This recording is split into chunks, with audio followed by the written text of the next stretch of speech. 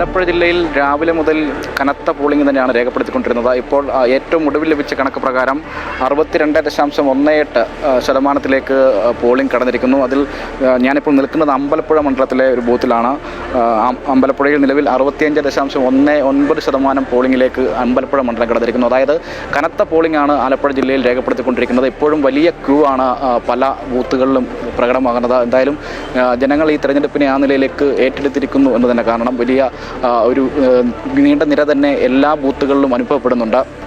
പ്രധാനമായും വലിയ രാഷ്ട്രീയ മാറ്റത്തിൻ്റെ രാഷ്ട്രീയ ചർച്ചകളുടെ വേദിയായി കൂടി ആലപ്പുഴ ജില്ല മാറുന്നുണ്ട്. അമ്പലപ്പുഴ ഉൾപ്പെടെയുള്ള മണ്ഡലങ്ങൾ അത്തരത്തിലേക്കൊരു രാഷ്ട്രീയ പോരാട്ടത്തിൻ്റെ വേദി കൂടിയാകുന്ന ഒരു സാഹചര്യം നിലവിലുണ്ട്. അതുകൊണ്ട് തന്നെ വലിയൊരു കനത്ത പോളിംഗ് തന്നെ ഈ ജില്ലയിലാകെ തന്നെ ഉണ്ട് എന്നുള്ളതാണ് ഏറ്റവും പ്രധാനപ്പെട്ട കാര്യം. അത് രാഷ്ട്രീയ ഒരു ഭരണമാറ്റം ഉൾപ്പെടെ ഉണ്ടാകുമോ എന്ന് രാഷ്ട്രീയ കേരളം ചർച്ച ചെയ്യുന്ന ഘട്ടത്തിൽ കൂടിയാണ് ഇത്തരത്തിലേക്കൊരു വലിയ കനത്ത പോളിംഗിലേക്ക് ജില്ല മാറുന്നത്. എന്തായാലും കഴിഞ്ഞ കാലഘട്ടങ്ങളിൽ മുൻപുണ്ടായിരുന്ന തെരഞ്ഞെടുപ്പിനെ അപേക്ഷിച്ച് വലിയൊരു പോളിംഗ് ശതമാനത്തിലേക്ക് ഇത് കടക്കുന്നു. ഇനി കേവലമായ മണിക്കൂറുകൾ മാത്രമാണ് അവശേഷിക്കുന്നതെങ്കിലും 6 മണിയോടുകൂടി ഇനിയും ഈ പോളിംഗ് ശതമാനം വർദ്ധിക്കാനാണ് സാധ്യതയുള്ളത്. അങ്ങനെയാണെങ്കിൽ ഒരു 80% മുകളിലേക്കും അല്ലെങ്കിൽ അതിനപ്പുറമോ ഈ വോട്ടിംഗ് ശതമാനം മാറുമെന്ന കാര്യത്തിൽ യാതൊരു സംശയമില്ല.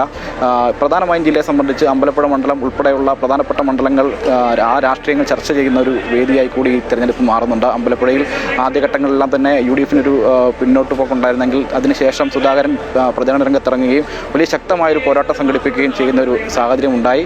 ഇപ്പോൾ UDF ഒരു തരംഗം ഈ ആലപ്പുഴ ജില്ലയിൽ ഉണ്ടാകുമെന്നാണ് നേതാക്കൾ ഉൾപ്പെടെയുള്ള ആളുകൾ പ്രതികരിച്ചത്. ഒപ്പം തന്നെ NDAയും ചെറുതല്ലാത്ത ആത്മവിശ്വാസത്തിലാണ് ജില്ലയിലുള്ളത്.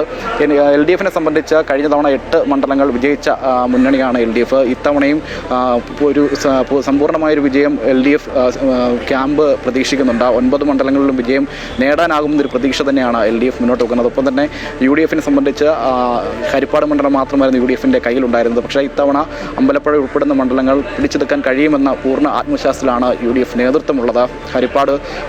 ഹരിപ്പാടിനൊപ്പം തന്നെ അമ്പലപ്പുഴ, ഒപ്പം കുട്ടനാട് മണ്ഡലം, അതോടൊപ്പം തന്നെ കായംകുളം ഉൾപ്പെടെയുള്ള മണ്ഡലങ്ങൾ ഇക്കുറി പിടിച്ചെടുക്കാൻ കഴിയുമെന്നൊരു പൂർണ്ണ വിശ്വാസം UDF ആലപ്പുഴ മണ്ഡലത്തിലും ആലപ്പുഴയിലും PP ചിത്തരഞ്ജനായിരുന്നു സിറ്റിംഗ് MLA ആയിരുന്നത്.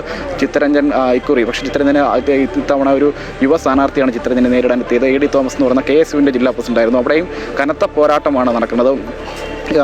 അതിൽ നമ്മൾ കാണേണ്ട മറ്റൊരു പ്രധാനപ്പെട്ട കാര്യം വെള്ളാപ്പള്ളി നടേശൻ്റെ പ്രസ്താവനയെ സംബന്ധിച്ചാണ്. വെള്ളാപ്പള്ളി നടേശൻ ആദ്യഘട്ടങ്ങളിലെല്ലാം തന്നെ ഒരു തുടർഭരണം ഉണ്ടാകുമെന്നും വീണ്ടും LDF അധികാരത്തിലെത്തുമെന്നും എല്ലാം അർദ്ധശങ്കകൾക്കിടയില്ലാതെ പറയുന്ന സാഹചര്യം ഉണ്ടായിരുന്നു. പക്ഷേ ഇന്ന് തിരഞ്ഞെടുപ്പ് വോട്ട് ചെയ്തതിന് ശേഷം പ്രതികരിക്കുന്ന ഘട്ടത്തിൽ അത്തരത്തിലേക്കൊരു ശക്തമായ നിലപാടിലേക്ക് വെള്ളാപ്പള്ളി പോകുന്നില്ല എന്നുള്ളതാണ്. ത്രികോണ മത്സരമാണ് പലയിടങ്ങളിലും നടക്കുന്നത്.